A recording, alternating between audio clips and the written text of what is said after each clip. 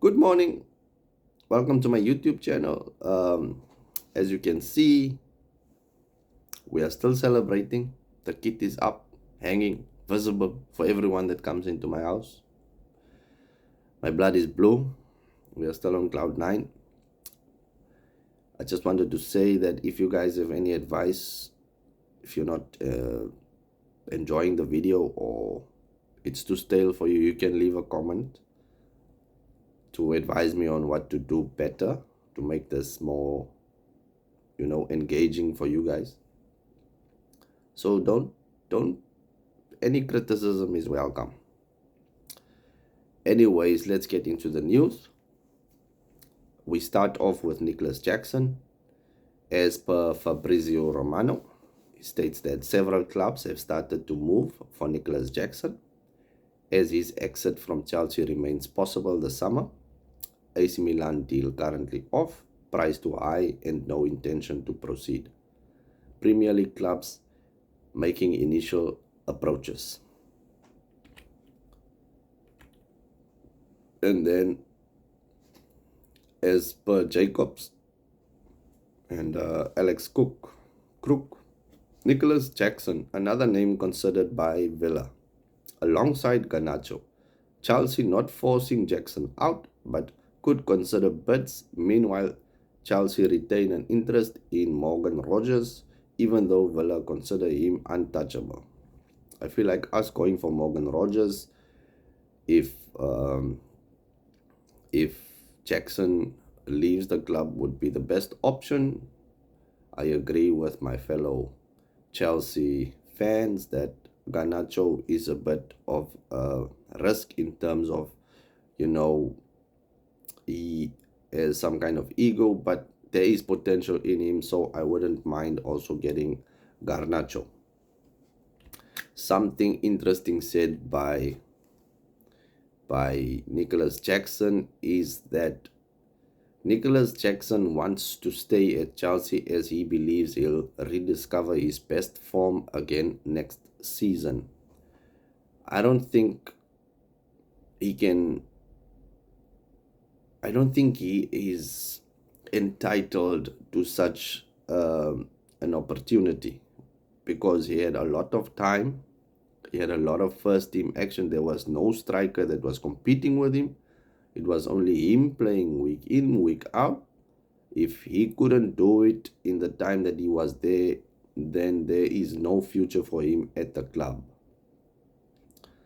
So that's what I feel. I feel like the best thing that can happen for Nicholas Jackson is for him to leave the club, because we are not subbing Pedro Neto or Delap even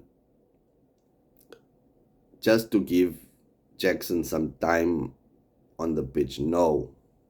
If Pedro and Delap are fully fit and can play, they will take priority as our strikers, not Nicholas Jackson. So please just move on. Some Manchester news. Timothy Fosu-Mensah approached by two clubs as he's available as free agent after leaving Bayer Leverkusen 1 year ago. He's a former Man United player ready to return. So Manchester fans, there's a player that's a free agent. You guys can scoop him up, because seems like you guys can't make any signings. Buemu is still not a year we go, so might as well just go shopping for free agents, because even selling players, I don't think you guys will be able to sell anyone this window, especially not for high prices. And then there is the story of Lamine Yamal. I just thought I should mention it. It's the new number 10, something interesting, wearing that number 10 shirt. We all remember Lionel Messi. This guy, I think, has the capabilities. I'm not saying he's going to be Messi, but, to at least represent what a number 10 should in a Barcelona shirt. So good luck to him. He is Barcelona in and out. His blood is Barcelona, so I think this is a good move for Barcelona, giving him that number 10 responsibility. And then some more news on Ademola Lookman, still plans to leave Atalanta. And Inter are preparing an official bid after positive talks with his camp. The opening bid can reach 40 million as per core sport. Atalanta want more. I feel like this guy is a good player. 40 mil is a bit low for him, so I agree with Atalanta. If Gittins can cost 50 plus mil, then this guy should also be in that range, since he is already a proven player. He scored, I think it was in the Europa final. Was it a hat-trick or was it in the semis? I can't really remember.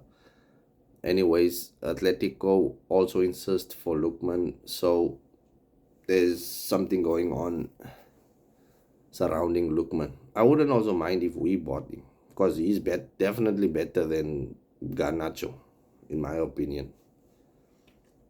He can change a game.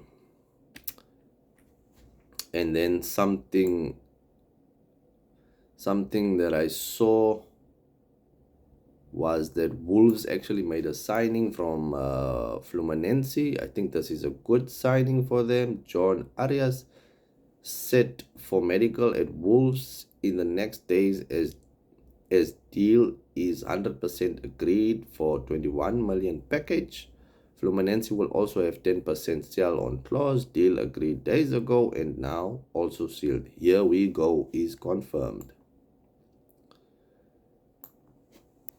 Another story that's continuing to be fascinating, just developing, becoming more juicy, is that Liverpool are advancing in club-to-club talks with Eintracht for Hugo Ekitike, while Isak deal depends on final decision by Newcastle as they insist on not for sale stance. Liverpool also progressing on both club and player side for Ekitike. Seems like Liverpool will get Ekitike and then Newcastle will lose out on Mbeumo so far. I don't know if they are still pursuing Mbeumo and Ekitike. So Liverpool, they're just hijacking Newcastle. They want to dismantle Newcastle, so Newcastle cannot be competition for them in the coming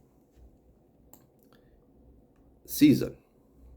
So we will keep an eye on that story. That story should be developing and should become more interesting as the days go by.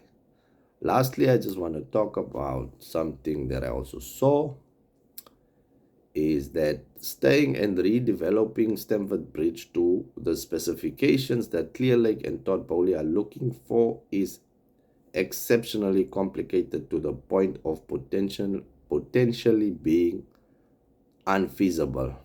I think it's the location of the stadium. I don't think there's a lot of space, or it's not a good spot to actually renovate or make the stadium any bigger. So yeah, I just thought I should mention that. I don't think we are going to stay at Stamford Bridge for long. Maybe they will buy new grounds or something like that to build a whole new stadium. But our club is moving positively. I'm happy, and thank you for watching the video. Leave a like and subscribe. If you have missed anything, you can watch my previous video on the latest transfers, and please comment if there's anything I'm doing wrong, or advice you can give me on this channel. Much appreciated. Have a good day, stay safe, and God bless.